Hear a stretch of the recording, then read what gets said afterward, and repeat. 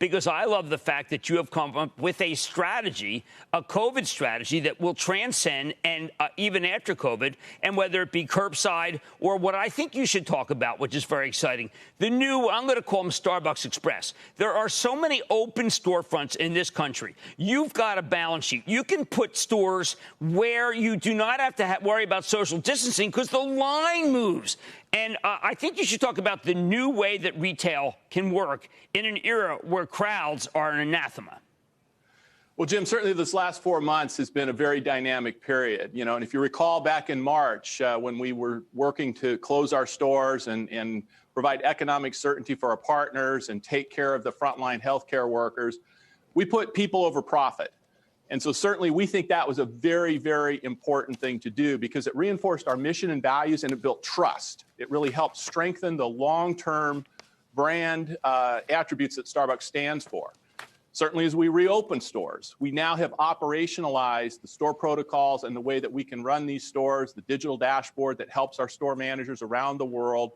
So clearly, we now are in a position where we can navigate anything that this global pandemic will do around the world. What you're pointing to is we've accelerated some strategic initiatives that really future-proof the company. And when you look at disruptions, I spent 32 years in the tech industry, and whenever there's a technology disruption, it is those companies that recognize the disruption, invest in ways that further differentiate their brand, their offerings, their services, that are the big winners. Those that fail to do that are left behind.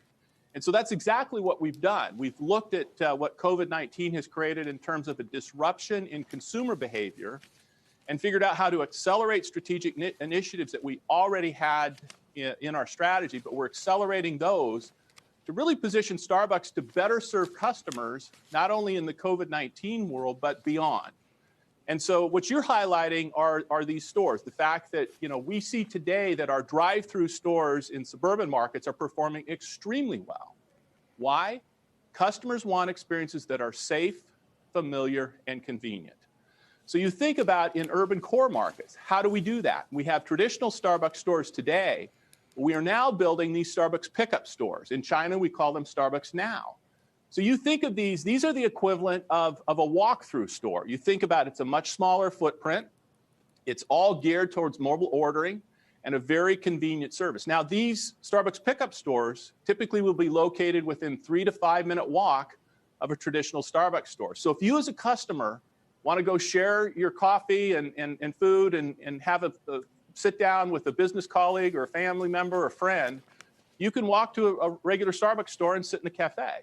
If, though, you're on the go and you want to pick up your coffee on the way to work or on the way to school, these Starbucks pickup stores are going to be for you. So it's blending those store formats to really create a network effect in these urban core markets. And so that's where we're going.